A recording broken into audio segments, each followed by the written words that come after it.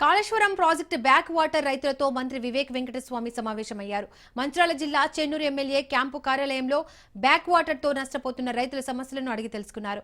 కోటపల్లి మండలంలోని పలు గ్రామాలకు చెందిన రైతుల భూముల విషయాల్లో కొనుగోలు విషయమై చర్చించిన మంత్రి వివేక్ ఎలాంటి అన్యాయం జరగకుండా ప్రభుత్వం తరపున పూర్తి సహకారం అందిస్తామని హామీ ఇచ్చారు. ఈ నెల 18న అధికారిక నోటిఫికేషన్ జారీ చేసిన వెంటనే రైతుల భూముల కొనుగోలు ప్రక్రియను ప్రారంభిస్తామని తెలిపారు. మంత్రి హామీపై సంతృప్తి వ్యక్తం చేసిన రైతులు త్వరితగతిన చర్యలు తీసుకోవాలని కోరారు.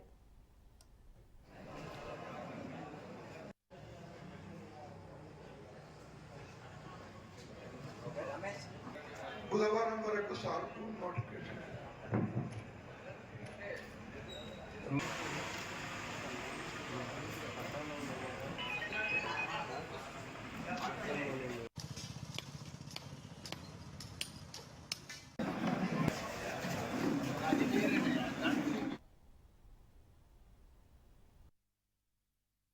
ఉత్తమ్ కుమార్ రెడ్డి గారితో మాట్లాడి ఇది ఇరిగేషన్ మాకు అన్యాయం అవుతుంది అని చెప్పి మొన్న అసెంబ్లీలో ఆయనను కలిసి మాట్లాడి ఒత్తిడి చేసి ఇంకొక 5 కోట్ల రూపాయలు రిలీజ్ కావడం జరిగింది.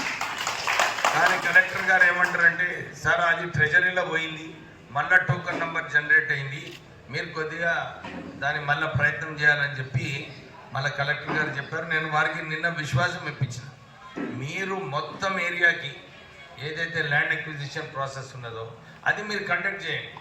ఎన్ని పైసలు వస్తాయో ఆ పైసలు నేను ఈ 5 కోట్లు కూడా రిలీజ్ చేపిస్తా. మొత్తం 10 కోట్ల కోసము ఫస్ట్ ఈ 5 crores ఏదైతే రెడీగా ఉన్నాయో ఇది మొదలు డిస్పర్స్ చేయండి. అది వస్తేనే అది కూడా మనం డిస్పర్స్ చేస్తాం.